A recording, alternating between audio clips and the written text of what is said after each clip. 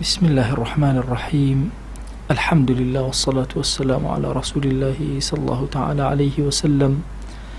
ربنا أرنا الحق حقا وارزقنا اتباعه وأرنا الباطل باطلا وارزقنا اجتنابه. ربنا آتنا في الدنيا حسنة وفي الآخرة حسنة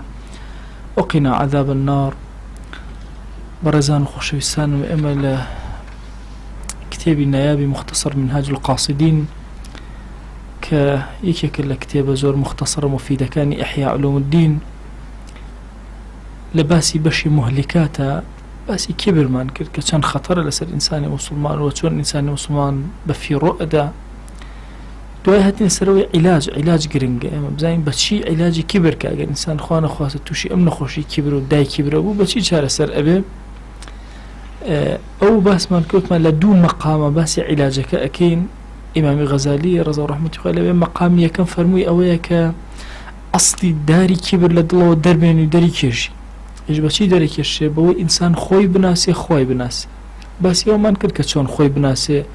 سرتا بريتي لنطفيه كي بوغان كوتاشي بريتي لبوغاني ومردن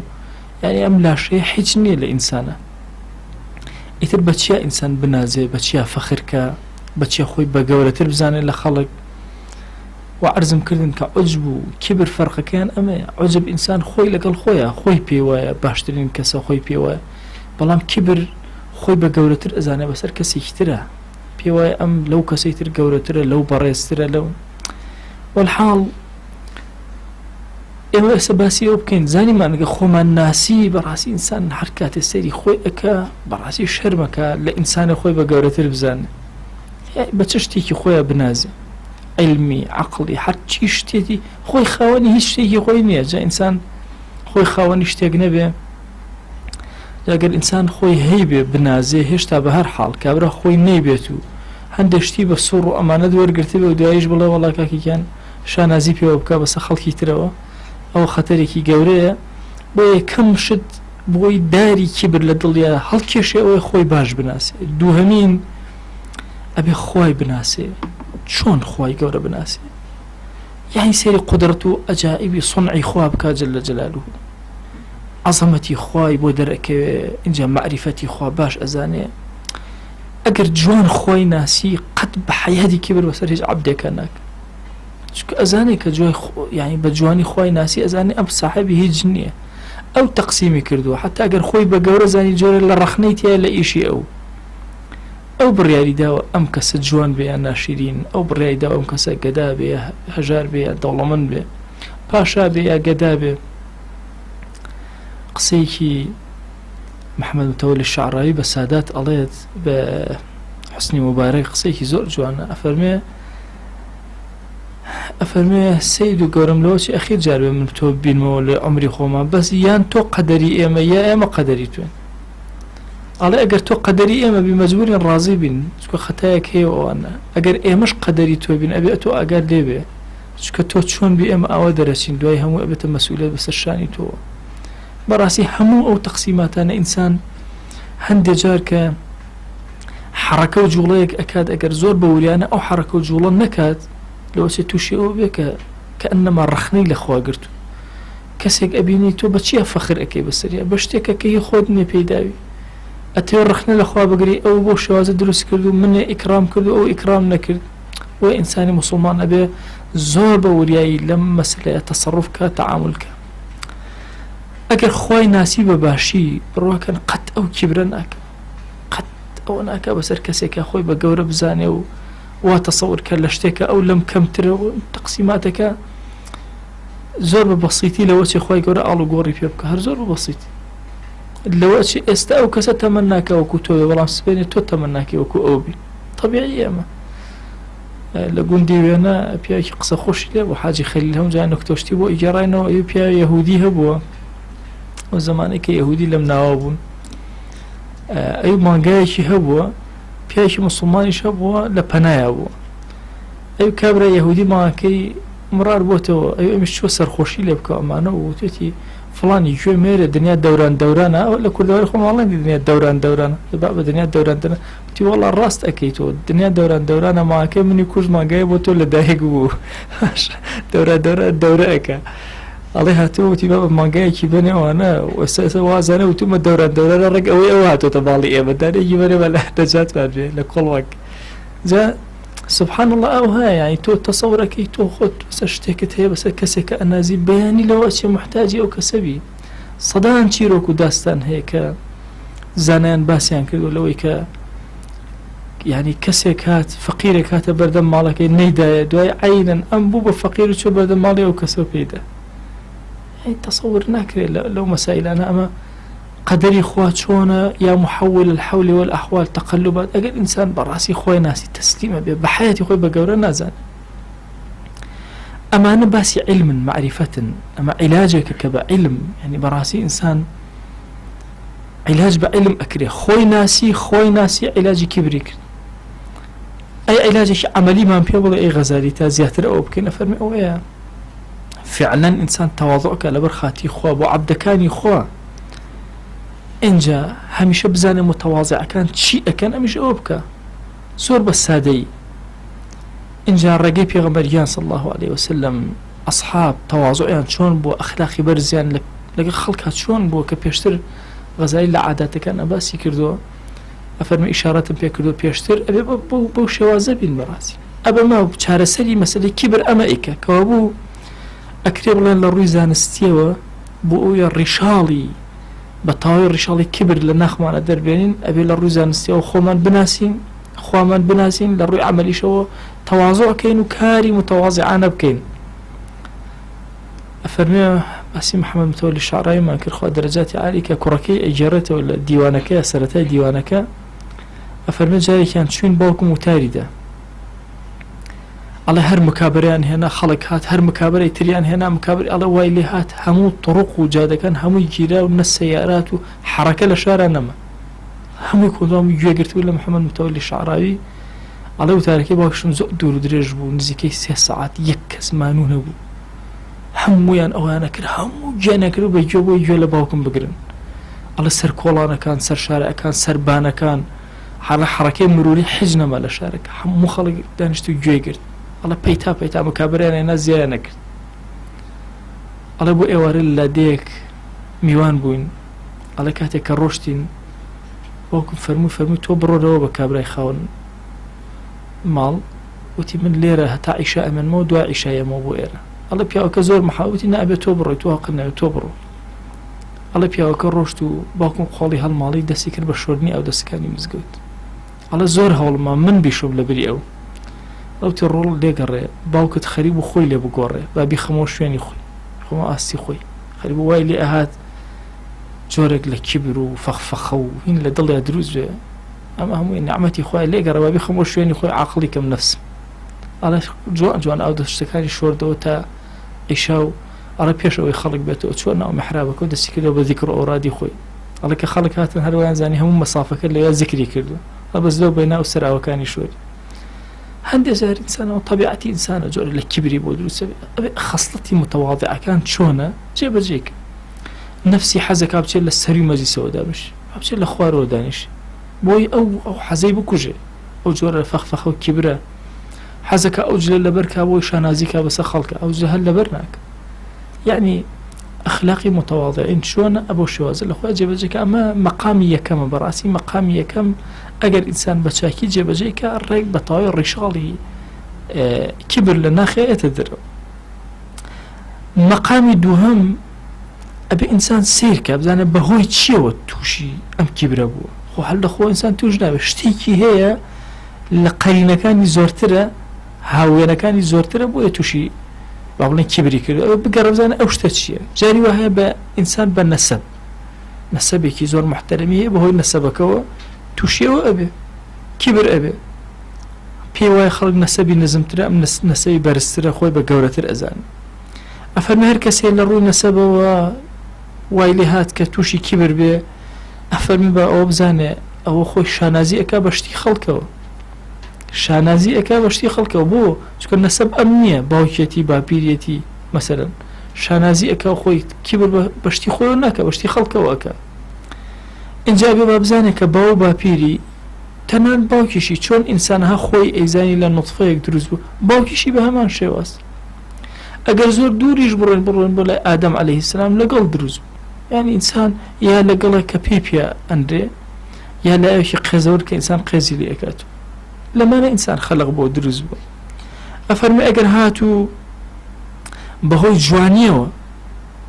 وای ئەزانی کە خۆی جوانترە لە هەموو خەڵکی بەما شانازی ئەکرد و کیبری ئەکرد ئەفەرمێ با سەیری ناواخنی خۆی کە وەکو بە عاقڵانە تێبگە ئەبا سیرکە نەک ینی سەیری بەشە دەرێکەکە بکە بەشی باڵتینی کە وەڵڵا جاری وای ئینسان دەرەوەی جوان ناوەی زۆر ناشیرینە چۆن سوورەتی دەرەوە سوورەتێکە ئینسان سەیری ئەکە ئەبینێ ئەوە سوورەتێکی ماشاءالله چەند جوانە وەڵڵا باڵتینیش ئەوهایە ینی زۆر کات لە مەسەلەی زەواجە باسی ئەوە ئەکرێت کە گەنج ئەبێت دوو چاوی هەبێت چاوێک بەشی دەرەوە ئەبینێ چاوێک بەشی ناوە ئەبینێ جاری وهەیە کەسێک لە دەرەوە جوانە بەڵام ناوە وەکو شێطان ئەو هەیە جاریوە بە عەکسەوە ناوەوەی زۆر جوانە ئاشە دەرەوەی خۆی گەورە ئەو جەماڵی پێ عەتا نەکردو تەمان جەماڵیش نیسبیە لە کەسێکەوە بۆ کەسێکە گۆڕێ لە شوێنێکە بۆ شوێنێکە گۆڕێ هەلەوە چێ ئافرەتێک لە ئێوە مەسەلەن زۆر ناشرین بێ لە وڵاتی خۆیان یەکێک لە ئافرەتە زۆر مهمەکە ئەوە تەبایعە شوێن جێگە طبیعەتی ئینسان هەمووانە گۆڕانکاری بەسەرایەنێ بۆیە بەشە زاهیرەکە زۆر گرنگ نیە جەماڵ هەبێت نەبێت ناوە ئایا ئەم کەسە چۆنە دیوی ناوەی ئەم کەسە چۆنە شێوازی ناوەی چەند جوانە ئینسان ئەگەر هاتوو جەماڵی زاهیر سەیری کرد سەیری جەماڵی باڵتین کە بزانێت چۆنە تەنها وەکو ئاژەڵەکان سەیری سەرەوەی دەرەوەی خۆی نەکا یعنی ئەگەر بێت و ئینسان سەیری تەنها دەرەوە کە بڕواکە لەوچە تاوسێ بێنە لە ئینسان جوانتر یعنی تەنها دەرەوە سیرکە دەرەوە ئینسان چی ینی تا ئینسان ئەوەندە تووشی غەڕای بێ و مەغڕور بێ پێوەی ئەگەر کەسێک لە بەهۆی هێز و توانای خۆی وای هەستە کرد ئەم زۆر بەهێزتر لە خەڵکی تر لە قووەتە با سەیری ئەوە کە جاری وە هەیە ڕەیەک لە ئینسانە ئینسان نیوە مردە ئەکە ئازاری دەمارێک لە ئینسانە کوژێ ئەفەرمێ ئەگەر هاتوو ئەفەرمێ عادە ئاعجەزە من كل عاجز والله جاری وە هەیە بەهۆی شتێکی بەسیتەوە لە هەموو کەس لاواستر دەرەچی مەهما کان بەقووەت و ئەو جارێک دۆستێک چوون بۆ لای نەخۆش بوو لە جێگایە بەس دەستی بە حاڵ دەستێکی ئەجوڵا و سەری ئەجوڵا باسی ئەوەی کرد ئەوی مامۆستا دوو فەردە ئارد ئاوە بەم دەستی بۆ دەست ئاوە هەڵم گرتو ئەوی هاتمەوە ئەوی بیریان کردبووەوە ئەوی تۆزێک ئاوم خۆرد تۆ دەم و چاوم شۆری و تاوایتر ئەوی ئاگام لە خۆم نەما کاتێک چاوم کردەوە سەرەکەم هیچ لەو ڕۆژەوە ئەخیر ڕۆژی ژیانم بوو کە بتوان بە پێکانی خۆم بڕم چییە هۆکارەکەی ئێستش نەمزانی خۆشم نەمزای هۆکارەکە چی تا ڤایرۆسێک هاتووە لێداوەتەوە ئەم ئینسانە کۆتایی پێهات بۆیە ئینسان بە قووەتی خۆی قەت نەنازێ مەهمەکان بە خۆی بەهۆی دەمارێکی بەسیت شتێکی بەسیتەوە بیت ئەعجەزی خەڵ خێری پێ بکە کەسێکی دەسەڵاتدار هەبوو لە زانکۆی سلێمانی تەسەوورکەن زۆر بێئەدەبانە جوابی خەڵکی ئەداوە زۆر عەزیەتی خەڵکی شێدا سبحان الله تووشی نەخۆشیێک هات نەئەتوانی داوام کە دوایی ئیلزام کرا هەرەوێ داوام کە پۆستەکانی لێ وەرگیرا بۆ بە عەرەبانە ئیهێنا محتاجی ئەو کەسانە بوو کە بەیانیان سەلامی لێ نەکردن کە بە قادرمەکانی زانکۆیە عەرەبانەکەی بۆ هەڵگێڕنە سەر زۆر مەمنون بوو ئەو حرەس و خەدەمەی کە بەو ناوا بوون و ئەو هەر حیسابێکی هیچی بۆ نائەکردن مەمنونیان نەبوو کە بەرزیکەنەوە تاوەکو ئەوسێ سەر قادرمەکان چکە نەئەتوانی بڕ ئینسان قەت بەهێزی خۆیان نەنازێ لە دەستی ئەڕۆ ئەفەرمێ سبحان الله جاری وهەیە تایەک ئەگرێت تایەک یعنی حاڵەتێکی بۆ دروست ئەبێ یعنی مدەتێکی زۆر ئاگای لە خۆی نامێنێ هیچ کورە درکێک ئەچێتە ناو قاچیەوە وای لێ ئەکا کە ئیتر لە قاچی ئەخا ناتوانێ بڕۆ بەخوا جاری وە هەیە یەک مێشولێ بچوو کە ئەچێتە ناو گوێیەوە وا قەلەقی ئەکا بەقە وشەی بەقەی بەکارهێناوە بەقەتن لەو دەخەلێت بەمانای مێشولەی ورد دێت بە ئێستا بە عەرەب پێڵاڵە بەگ لەبرە قێکەیکەن بەیە ئەڵێن ئەگەر مەسەن بڵێن مێشولە زۆرە ئەڵێن بەگ مەسەلەن بەگ وایە مەسەن جاڵە بەقەیەکی بچووک ئەچێتە ناو گوێیەوە جاری وایە ئەزی کێنێ ئەم مێشکێکێتە خۆر ئیتە قووەتەوە بە چیا بنازێ ئینسان بەچیە شانازی بکە بەچیە تەکەبور بکە ئەگەر کەسێ تەکەبوری بەهۆی دەوڵەمەندیەوە کرد ئەفەرمێ با سێرکە خۆ خەڵکێکەیە لە یەهود لەم زۆر دەوڵەمەندتر باشە ئەو شتە چییە هەنی بڵێ وەڵا کاکە یەهودی پێشم کەوتبێتیە ئەوە چ شەرەفێکە مەسەن ئەگەر ماڵ شەرەف بێ و گەورەی بێ ئەوە یەهود پێشمان نەکەوتە ئەی باشەوە چ شەرەفێکە جاری وایە هەیە بەهۆی ماڵ ئەو خۆشانازیەکە دزێ ماڵەکەتەوە سفرەیە کاتەوە توا ئینسان بە شتێکەوە شانازی کات یعنی توانای ئەوەی نەبێت دەسەڵاتی ئەوەی نەبێت لە دزێ خۆی پارێزی ئەگەر کەسێ بەهۆی عیلمەوە جاریوە هەیە تووشی تەکەبور ئەبێت چی بکەمە مەقامی دووهەمە تەکەبور جاریوە ئینسان بەهۆی عیلمەوە ئەفەرمێ با بزانێت کە بەخوا دەلیلەکانی خوا حجەکانی خوا زۆر بالیغتر و بەهێزترن بەسەر ئینسانی عالمەوە تا ئینسانی جاهل لەوە چ ئینسانی جاهل مەسەن لە هەندێک خەسڵەتە هەندێک شت بکە خوای گەورە عەفوی کە بەڵام ئینسانی عالم زەحمەتە هەر لە بینی ئێمەشە ئەو هەیە ئەهەسە تۆ وەرن سیرکەن مناڵێکی بچووک سیرەکەی کەوچکەکە هەڵەگرێ ئەگەر بە جوانی ڕێک پێ کردی بەدەمیە هەموو چەپڵی بۆ لێدن ئافەرم فێر بوو یان دوو هەنگاوی نان نەکەوت سەرەتا کە پێ ئەگرێ هەموو چەپڵی بۆ لێدە ئەی ئافەرەوە دوو هەنگاو ڕۆشت ئەگە پیاوێکی گەورە دوو هەنگاو بڕۆ بکە عمرت نەمێنەڵە نابینی پێشچاوی خۆ نابینی باشە یان کەوچکێک بهێنێ وەڵا بڕێکی ڕژان بەخۆیە کوێرەی داهاتوە نازێ ڕێک بە کەوچەکە بگری سوبحان الله ئەو هەیە یعنی ئەوەی کە بۆ عالم چکە بۆ ئەمە عالمە خەڵک ئەوەی لێ ناخوازێ ینی بچێلەکە بەڵام بۆ مناڵەکە گەورەیە بالضبط سوبحان الله ئەو هەیە یعنی کەسە جاهیلەکە خوای گەورە لە زۆر شتا عەفویەکە حجەکانی خوا بەسەریەوە زۆر ئەوە بەس کەسە عالمەکە حجەکانی خوا بەسەریەوە زۆر قورستر وی هەر ئێسر لە کۆمەڵگا تۆ سیرکەن ئەگەر زانایەک هەڵەیەک ئەکات خەڵک بەلایەوە زۆر شتێکی قورس و گەورەیە وەکو پیاوەکە وایە کە ئەکەوێت پیاوەکە وایە کە چێشتەکە ئەڕژێنە بەخۆیە ئەی ئەگەر کەسێکی جاهل بیکە خەڵک زۆر گوێ نادات هۆکارەکەی چییە دائیمە لەسەر کەسە عالیمەکان حجەکان زیاتر تەسبیت بوون و جێگەی خۆیان کردێتەوە بۆی ئەفەرمێ بابزانێ ینی ئەم کەسە حجەتی خوا بەسەر ئەمەوە زۆر بەهێزتر و بەقوترە سە کەسێکی جاهل اینجا با سێری ئەو خەتەرە گەورەکە کە چاوەڕێەکە والله خەتەرێک کە بەسەر عالمایە کە تەکەبورەکە زۆر گەورەتر بەوەی کە بەسەر جاهیلەکەیە چۆن قەدری لەناو خەڵکا مەسەن بە گەورە سێرەکرێ بەخوا گوناهەکانی ئاوە بە گەورە سێرەکرێ وی ئینسانی موسڵمان لە مەسەلەی کیبرە قەت بەهۆی عیلمەوە خۆی بە گەورە نابێ بزانێ اینجا ئەبێ لە ناخی هەرێکێک لە ئێمە چەسبی بێ کە کیبر تەنها لایق بەخوایە بەس ئەو شایانی ئەوەیە کە تەکەبورکە بەسەر عەبدەکانیە بەسەر مەخلوقاتیە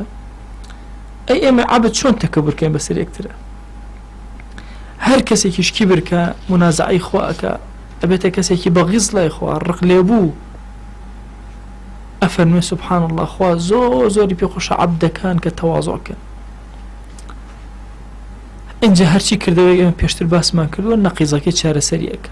ئەگەر تەکەبورت هەیە بڕۆ فێری ئەفعالی تەواضع متواضعین ببە محاولەکە لە خۆتا جێبەجێ کە حەل ئەبێ وردە ئەو صیفەتی کیبرە نابێ طبعا کەسرە لە زمانی عەرەبیە لە ژێرەوەیە زەممەش لەسەرەوەیە زەممە قورسترین حەرەکەیە باشە کەسرەش لە بنەوەیە طبعا ئاسانترین شیان فەتحەیە فرمایشتەکەی پێغەمبەریان صلی الله عليه وسلم فەرمێ من تواضع لله لە ژێرەوە ئەو کەسێک تەواضعکە بۆ خوا بچێتە ناوە خوارەوە رفعه الله زەممە بەکارێن لە دومیانە خواییان بەرزی ئەکات تواضع لله باشە رفعه الله الله یەکەمیان چییە کەسرەی هەیە ینی خۆی نەویکە لەبەر خاتی خوا چۆن ئەوی تریان ڕەفعی هەیە ئەوە خوا ڕەفعەتی پێ ئەدات و بەرزی ئەکات ئەفەرمێ کە خاکی دامەن بە وەگەرنا تۆزی بەربادی باشە کە ئاوی گەوهەر بە وەگەرنا بەڵقی سەر ئاوی ئینسان لە مەسەی تەواضوع زۆر گەورەیە ئەگەر بێت و خاکی ناوە بیت ئەبێتە چی ئەبێتە جێی ئەوەی کەوە مرۆڤ بەم گەورەیەدا ئەشاری لەناو تۆیە ئەگەر خۆت بخەیتە سەرەوە بێت تۆزی بەربات ئەگەر ئەوە بیبیتە سەرەوە دەرکەوی یان مەسەلەن تەکەبورکەی ئەوە خۆ پیشاندێ بێتە بەڵقی سەر ئەو ئەگەر چوویتە بنەوە گەوهەر لە تۆ دروستە ئاوی ژێرەوە گەوهەر دروستەکە باشە یان گەوهەر لە خۆ ئەگرێ ئەی ئاوی سەرەوە بڵخی ئاوە ئەڕۆ هیچ نییە کەفی سەر دەریایە وی ئینسان ئەم شتانە بەڕاستی ئەبێ لە زیهنی خۆیان دائیم ئەمە ئینسانە ینی بەتایبەتی ئەو کەسێک کە خۆی صفەتی تاو کیبری نەبێ هەنێ جار صفەتی کیبر ڕۆی تێئەکە یەکسەر ئەبێ هەوڵ بدا چارەسەری کە بەچی بەوەی خولقی متواضعین لە خۆیان جێبەجێکە و تەنفیزی بکە اینجا ئەفەرمێ بزانە کە هەمیشە هەموو چۆن هەموو ئەخلاقەکان ئاوایە ئەم سەر ئەو سەری هەیە وەسەتێکیشی هەیە ئەوەی کە بۆ زیادە بڕوە ئینسان پێوتێت تەکەبوڕ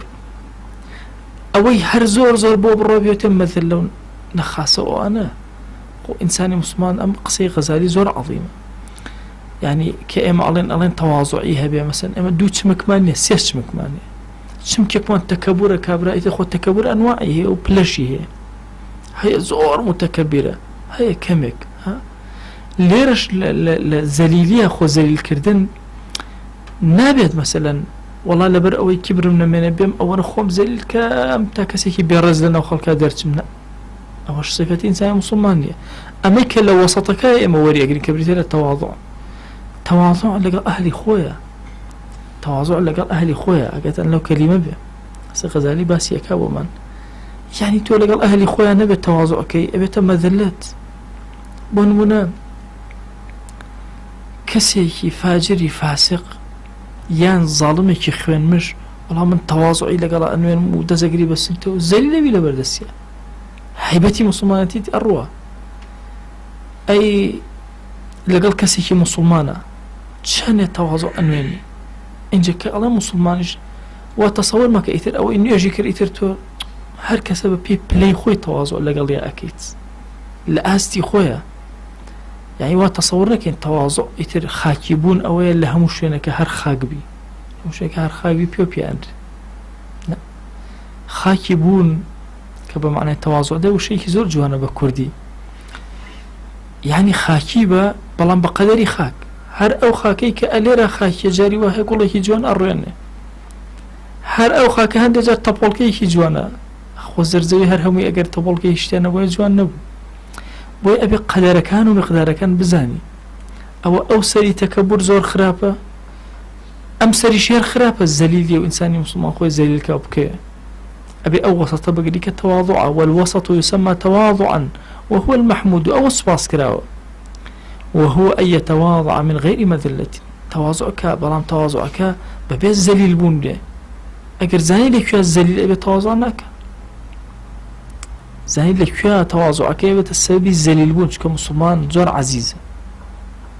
لك يا زاني تواضعك إثر أو السبب الزليلي أما تواضعناك أبي بالرابوستي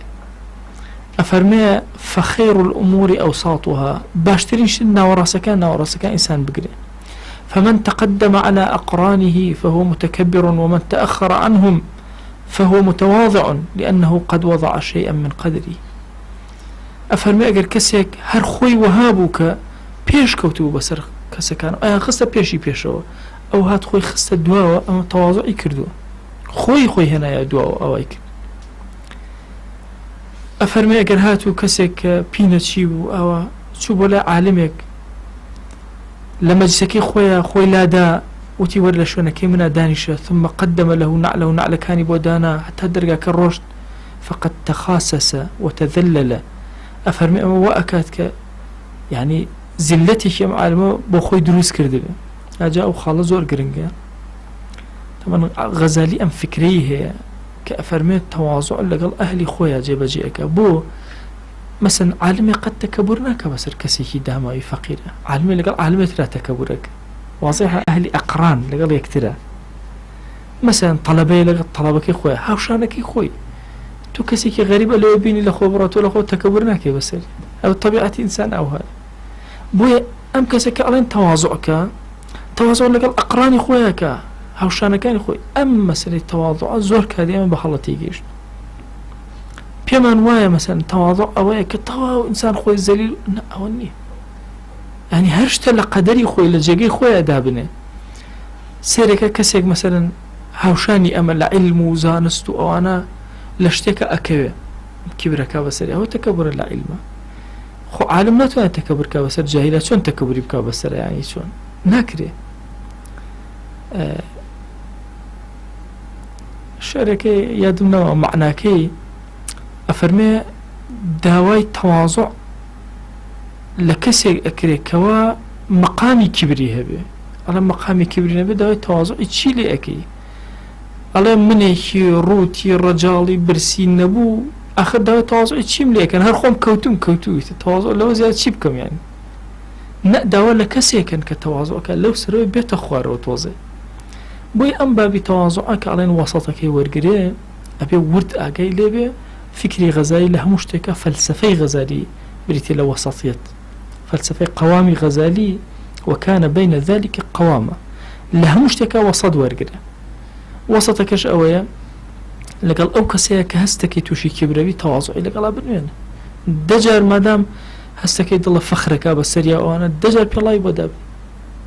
بەس لەگەڵ کەسێکە کە هیچ مشکلەیەک نییە تۆ مەچوو ئەوە بکە،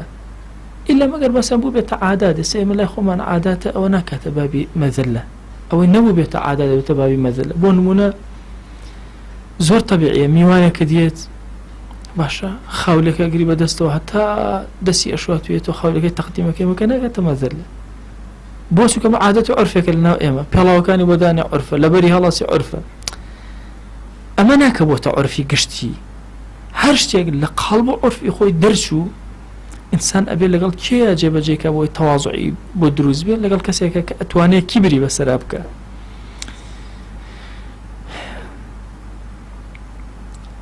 أفرمي بل المحمود العدل وهو أن يعطي كل ذي حق حقه. محمودك أو إنسان عدل هر كسي حقي خوي ما في خوي باته بلام الهالشي لشويني خويا. بۆ نمونە ئەو کەسانەی کە مەسەلەن لەگەڵیان لە کاروانێکە لە شتێکە نەرم بێ لەگەڵیانە لە سوئال و پرسیارکردن و هادێ جوابدانەوەیانە بانکردنیانە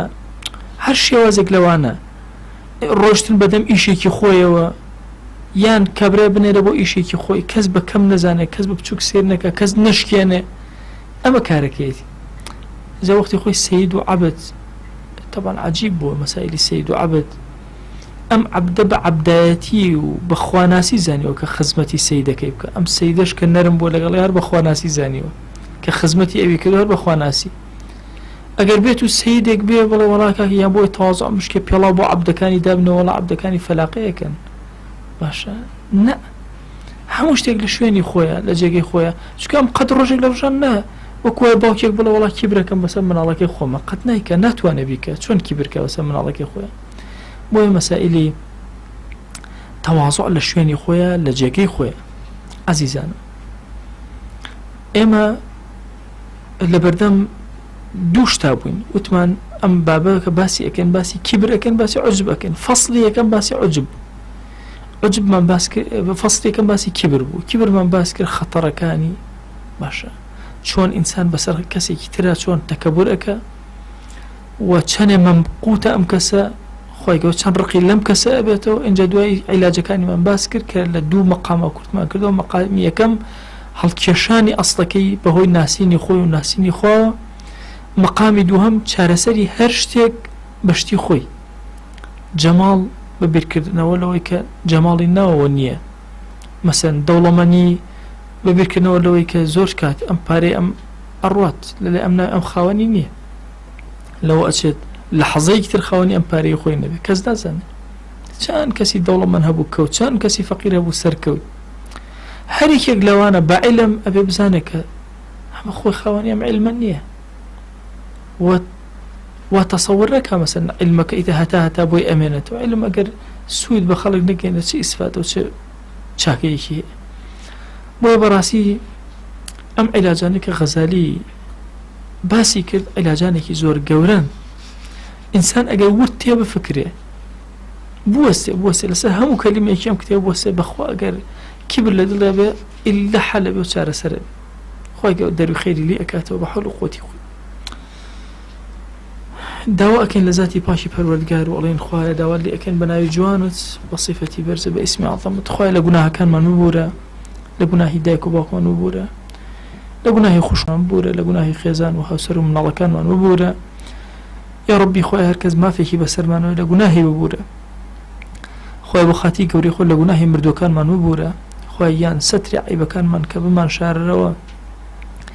عاقبەتمان پڕخێر کە یا رب العالمین یا ئەکرەم الئەکرەمین. خۆیە بەزەی خۆت بەسەر ئەم مەجلیسە و تاوای مەجلیسەکانی ترمانە ببارێنە،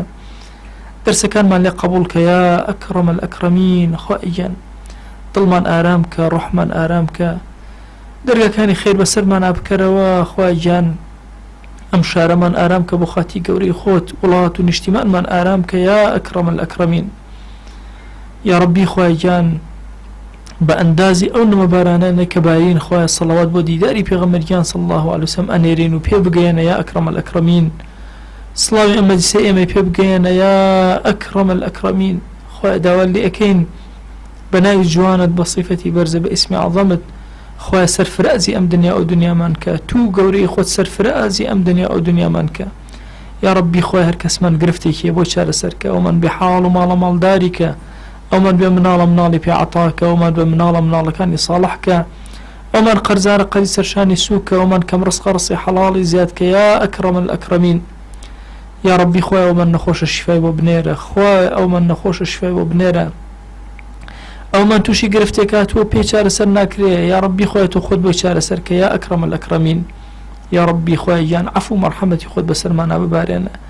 یا ربی خۆی یان عەفو و مەرحەمەتی خۆت بەسەرمانە ببارێنە، لێمان خۆش بە. یا ربی ئیلاهی لێمان خۆش بە. خۆی یان